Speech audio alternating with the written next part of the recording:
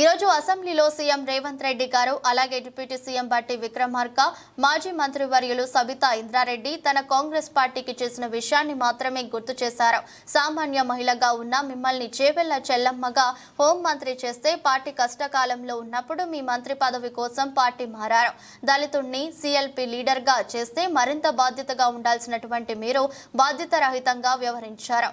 మీ తప్పులకు మీరే బాధ్యులవుతారు కానీ తెలంగాణ మహిళలు బాధ్యులు కారు.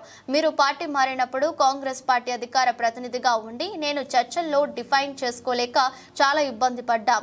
ఉన్నమాట అంటే ఇప్పుడు మీకు బాధ కలుగుతుంది. రాజకీయాలు విలువలతో ఉండాలి తప్ప స్వార్థ రాజకీయాలతో ఉండకూడదని తెలియజేస్తున్నా. మీడియా సోదరులకు నమస్కారం. ఈరోజు అసెంబ్లీలో ముఖ్యమంత్రి రేవంత్ రెడ్డి గారు అలాగే డిప్యూటీ సీఎం బట్టి విక్రమార్క గారు సబితా ఇంద్రారెడ్డి గారి పట్ల మాట్లాడినటువంటి విషయాన్ని సబితా ఇంద్రారెడ్డి గారు తనకు జరిగిన దాన్ని యావత్తు మహిళలకి ఆపాదిస్తూ మాట్లాడినటువంటి మాటలు చాలా హాస్యాస్పదానికి గురి చేస్తున్నాయి.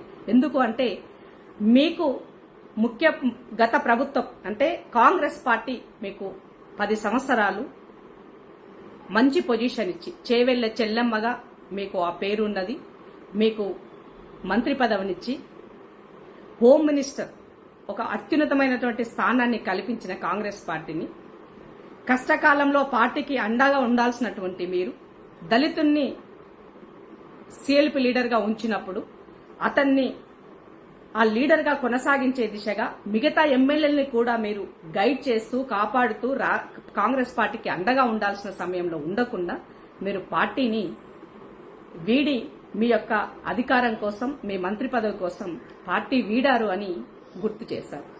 అలాగే ముఖ్యమంత్రి రేవంత్ రెడ్డి అన్న ఇవాళ తమ్మునిగా మీరు పార్టీలోకి పిలిచినప్పుడు తనని ఎంపీ పోటీ చేయమని చెప్పి కష్టకాలంలో మీరు తనకు అండగా నిలవలసింది పోయి మీరు నామినేషన్ అన్న వేస్తుంటే మీరు పార్టీ మారిపోయినారు. కాబట్టి అది ఆయన మనసుకు బాధ అనిపించింది. కాబట్టి ఇవాళ బీఆర్ఎస్ అధికారంలో లేదు, మళ్ళీ కాంగ్రెస్ అధికారంలో ఉంది. కాబట్టి ఆ సందర్భంలో కేటీఆర్ గారికి హితవు పలికారు. అంతే తప్ప మిమ్మల్ని అవమానించాలనో మిమ్మల్ని ఏదో అనాలని కాదు అని సందర్భంగా గుర్తు చేస్తూ మీరు రీసెంట్ గా స్పీకర్ దగ్గరికి వెళ్లి పార్టీ ఫిరాయించినటువంటి వాళ్ళ పట్ల మీరు యాక్షన్ తీసుకోవాలని స్పీకర్ గారికి ఇచ్చారు.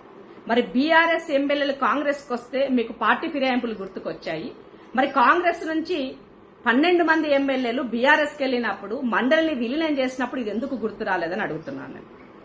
ఇవాళ వాళ్ళు మాట్లాడిన మాటలకు మహిళగా నన్ను అవమానించారని మీరు మాట్లాడుతున్నారు కదా. మరి సీతక్కను నీ తోటి ఉన్నటువంటి MLA junior MLA Kaushik Reddy గారు మీకు నాలెడ్జ్ లేదని సీతక్క గారిని మాట్లాడిన మాటలైనా గతంలో గవర్నర్ గారిని ఆయన క్రిటిసైజ్ చేసిన విషయాన్ని కానీ మహిళా కమిషన్ నేషనల్ మహిళా కమిషన్ ఆయనకు మొట్టికాయలు వేసినప్పుడు కానీ మరి ఈ మహిళలు గుర్తు రాలేదని అడుగుతున్నాను. బీఆర్ఎస్ పార్టీకి అలవాటైపోయింది. కవితమ్మకి కష్టం వస్తే తెలంగాణ యావత్తు మహిళలకి కష్టం వచ్చినట్టు, సబితమ్మకి కష్టం వస్తే తెలంగాణ యావత్తు మహిళలకి కష్టం వచ్చినట్టు. అంటే మీ స్వార్థ రాజకీయాల కోసం తెలంగాణ రాష్ట్ర మహిళల్ని వాడుకోవద్దని చేతులు జోడించి విజ్ఞప్తి చేస్తున్నా. ఎందుకంటే నికాసైనటువంటి తెలంగాణ రాష్ట్ర మహిళలు తెలంగాణ సంక్షేమం కోసం, తెలంగాణ ప్రజల కోసం, తెలంగాణ ప్రజల కష్టాల కోసం నిలబడి ఆపోజిషన్ లో కొట్లాడినాం. మీరు మీ స్వార్థం కోసం, అధికారం కోసం పార్టీలు ఫిరాయించి పార్టీల రాజకీయాలు మీ అవకాశాల కోసం మీరు రాజకీయాలు చేశారు.